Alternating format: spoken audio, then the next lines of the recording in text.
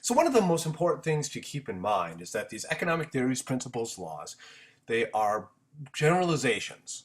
Okay, they can be imprecise in that they are expressed as tendencies of the typical consumer, worker, or firm. They're also abstractions, which means they are simplifications that omit irrelevant facts. So in order to simplify analysis, because human beings do a lot of different things for a lot of different reasons, economists love to use what's called the ceteris paribus assumption. And ceteris paribus means all other things being equal, which means that when economists are comparing the relationship of one variable to another, they are holding all the other variables constant besides the one variable and how it is affecting the other variable. Okay, so for example, the law of demand states, and we talked about the law of demand, that if the price of beef goes up, ceteris paribus, all other things being equal, the quantity demanded of beef is going to go down. So what this means is that the only variable affecting the quantity demanded of beef is price. Every other variable is going to be held constant. So all other factors besides the one you're looking at are held constant. So this simplifies analysis, and this is called the ceteris paribus assumption. Very important assumption in economics. Now let's look at policy economics. So when economists decide to create policies, there's various steps that they take. The first one is they're going to state a goal. So their goal might be, how do we lower unemployment in the United States? How do we increase the current account surplus in Japan? Whatever it might be. All right, they're going to state a goal. Then what's going to happen is they're going to go ahead and create various policy options. They're going to say these are the things that the government can do, the private sector can do, etc. They're going to go ahead and implement those policies, and then you have an evaluation. You're going to see, did the policy actually meet the goal? Now, let's look at some economic goals. Okay, so there's a bunch of major economic goals that economists are looking at here. So economic growth. Okay, economic growth basically means more and better goods and services. And economists define this in terms of a growth in gross domestic product. The closest synonym for that would be production. We're going to talk a lot more about that. But economic growth, a growth in gross domestic product, is a major goal of economists. Full employment. Okay, so basically full employment means jobs for all those willing to work. It's an unemployment rate of like 5 to 6%. 5.5% is generally considered full employment. We're going to talk a lot more about that. Generally, full employment, I tell my students, is about 5%, just to keep things nice and simple. A 5% unemployment rate is full employment, meaning 5% of the population is looking for work and can't find it. But we'll get into that a lot more over the course of this course. Then you have economic efficiency. You want maximum good creation with the inputs that the society has. Okay, you gotta do a lot with what you got. That's economic efficiency. You have price level stability. You don't want prices going up really fast. That's called inflation. You don't want prices going down really fast. That's called deflation.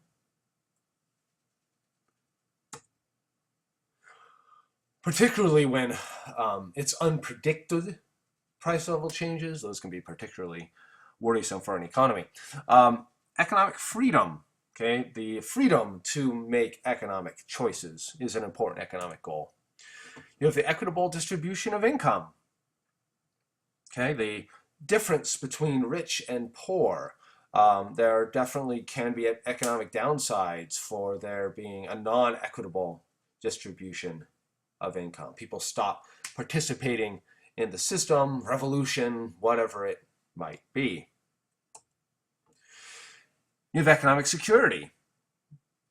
Lots of times economists like to call this the safety net, that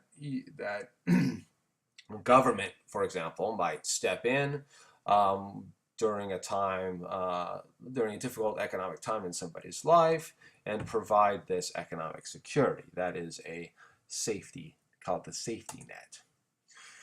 Then you have the balance of trade. Okay, we're going to talk a lot more about that throughout this course, but goods are going to be exported, imported, and we're going to talk about the balance of that, and that is having a favorable balance of trade where you're exporting more than you're importing can be a major economic goal. Now, it's important to realize that these goals may entail trade-offs. So what that means is that to achieve one goal, you might sacrifice or you must sacrifice another. So for example, we're going to talk about something called the Phillips curve, which talks about a trade-off between unemployment and inflation. So if unemployment goes up in the short run, inflation goes down in the short run. Basically, those two variables are inversely related. We're going to be talking quite a bit about that.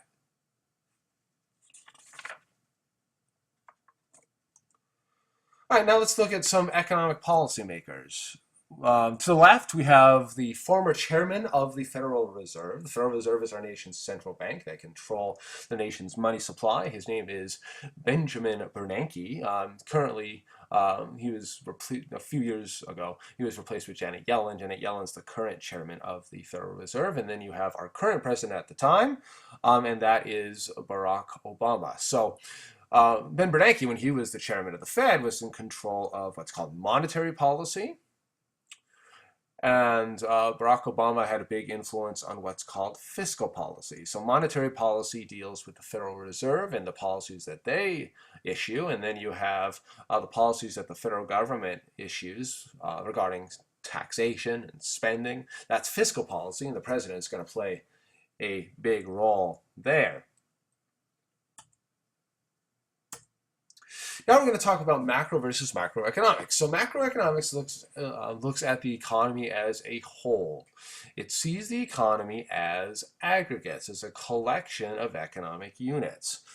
When you're looking at the economies of entire countries, you're looking at what's called macroeconomics, and that's going to be the focus of most of this class, is macroeconomics.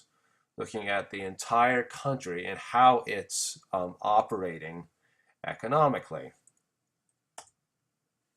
Microeconomics is going to look at specific individual economic units. What are individuals doing? What are corporations doing? So for example, if you're looking at the trade patterns between the United States and China, that would be macroeconomics. If you're looking at the decisions, the economic decisions Mr. Van der Poel is making, that will be microeconomics. So it's important to understand the distinction between macro and microeconomics. Another set of terms that we're going to compare here are positive versus normative statements. And positive statements look at the way things are. They focus on facts. They focus on facts and not value judgments. Usually the scientific method is going to be used to create these positive statements. Usually statistics are going to be used to create these positive statements. And it's going to be describing economic behavior based on facts and not necessarily value judgments if you have positive statements and positive economics. And then you have normative economics. Okay, normative economics looks at the way things should be. Okay, it incorporates value judgments. And lots of times when you're looking at normative economics and normative statements, you're looking at things from more of a politics perspective. So for example, if you say we have a 9% unemployment rate in the United States, what type of statement is that? That is a positive statement. It's using a statistic to show that this is the way things are. There isn't necessarily a value judgment there. if you say unemployment is way too high right now. That is a normative statement, so more normative economics, okay? It's basically making a value judgment. It's saying that, you know what, this unemployment that we have right now is bad. It's way too high. And that is a value judgment.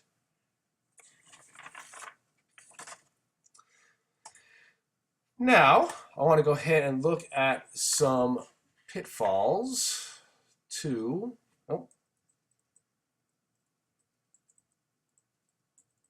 objective thinking here. And the first one is biases. We all have biases, preconceived notions that we come in with. It's important to try and put those aside the best we can as we do economic analysis. You have loaded terminology. Okay, so for example, if you have somebody acting in their self-interest, it might not be called rational, it might be called greedy. Okay, greedy has more of a negative connotation than rational, but nevertheless, people will use those kind of terms to describe. Then you have definitions. Okay, economics has a lot of different precise definitions that we're going to have to learn. And then finally, there are various fallacies that people tend to use when describing phenomena, and we're going to talk about those. So the first one is the fallacy of composition, that if something is true of one in a group, it must be true for all in a group. So for example, you see, one businessman that you think is a crook, and so therefore all businessmen are crooks. Okay, that would be the fallacy of composition. Racism generally is an example of the fallacy of composition. If one person in a certain group is this way, then everybody in that group is that way, and that obviously is not true. You also have what's called the post hoc fallacy. The post hoc fallacy is that if A precedes B, A is the cause of B, and that is not always the case. You can't just make the assumption just because A precedes B, A is the cause of B. So for example, if I decided to load software on my computer, and the next day the computer crashes, and I automatically make the assumption that because I loaded the software, that it caused the computer to crash, then that is the post hoc fallacy. I cannot automatically make that assumption. Just because one thing happened before the other does not necessarily mean that that thing caused the other thing to happen. Now, another good example of the post hoc fallacy would be superstitions. There are various superstitions out there that if you do something, it's going to cause something else to happen. That would be an example of the post hoc fallacy. I'll let you think think to yourself what some of those superstitions might be. And then the last pitfall to objective thinking here is that correlation does not prove causation. What that means is just because two things happen at the same time, that doesn't necessarily mean that one caused the other. So for example, generally having more education is correlated with higher income. Okay, but this doesn't necessarily mean that just because somebody is rich, that means that they have a lot of education. There are other things besides education that are related to income. Maybe being born into a rich family, motivation, etc. Okay, so correlation does not prove causation. Just because two things happen at the same time does not mean one caused the other. Just because somebody had high income does not necessarily mean that they are educated. But if you look at the statistics, those with more education are generally going to have higher incomes. But it doesn't necessarily prove that just because somebody's educated does not means that they are going to have higher incomes. There's people out there also that are very, very educated, but didn't necessarily study the right subject, and they're not fully employed. They're not employed as they would want. That does happen sometimes. It's very important that you study the right subject as well as just studying a subject. Even though you do also want to follow your passion. I always tell my students to balance practicality and passion when they are pursuing an education.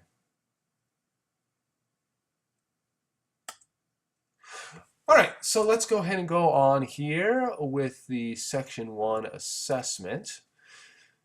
So I want you to go ahead below your notes here, or on the little, to the side of this slide on the PowerPoint notes that you printed out, go ahead and answer these two questions. First of all, we're going to go ahead and describe the ceteris paribus assumption. And then we're going to go ahead and explain the difference between macro and microeconomics.